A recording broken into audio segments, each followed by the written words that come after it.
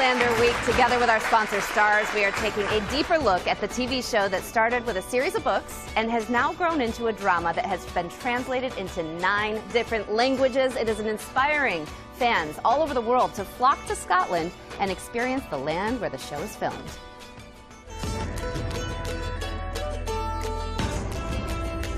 It's the phenomenon called Outlander, a genre-defying novel series turned binge-worthy television show. We were up all weekend watching because we couldn't stop. And then I've read every single book.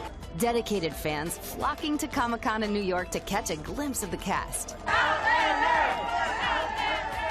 After 4 seasons and 30 million books sold, it has created a level of fandom that author Diana Gabaldon says she could have never imagined. You wrote the first Outlander as practice. I did. My thoughts when I began writing were nobody's ever going to see it, I didn't do anything. And therefore, that's why it has so many weird things in it. I never expected anyone to read it. Where I am right now, which is in the very finishing stages of the 9th book. It's very, very exciting because this is the stage where I know everything that's happening.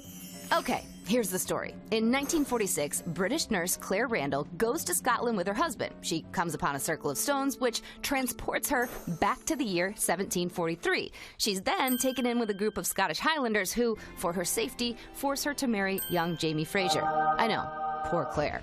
She falls in love with him, and the conflict of time, love, and changing history begins. It's a wild story, right? Well, wild enough to get more than 5 million people watching every week, and wild enough to give Scotland a huge bump in tourism, especially in a place like this. This is Falkland. It doubles as the town of Inverness, where our story begins and where we meet our hero Claire. People are seeing Scotland in the series, the fantastic scenery, the landscapes, which really embodies the whole spirit of Outlander. It's got a real starring role in the show, so people are seeing that and being really inspired to come and visit here. Teaming up with our sponsor Stars, I took a whirlwind tour of some of the locations featured in the show. Places like Hopetoun House. Hopetoun behind me here is used in all 4 seasons for different places. Like the Hellwater Estate in Season 3.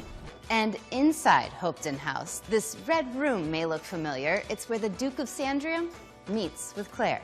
To turn against one's friend is no easy thing. The iconic Castle Leoch. It's actually called Doune Castle. And it happens to be one of the greatest preserved halls in all of Scotland.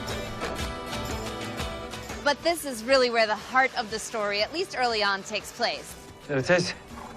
Lallybroch. This is Jamie's family home, Lallybroch. I was so excited to come here, but in real life, this is called Mid-Hope Castle. And if you wanted to go inside, you can't. The place is so old, it's in ruins. Take me home to Lallybroch. But what about those famous stones? So while there are circles of stones throughout Scotland, the actual Outlander stones that we've come to love aren't stones, but they are handcrafted by the Outlander team. And we met Outlander fans everywhere. I've been looking for Jamie all over Scotland. Sassenach, you ready to go home?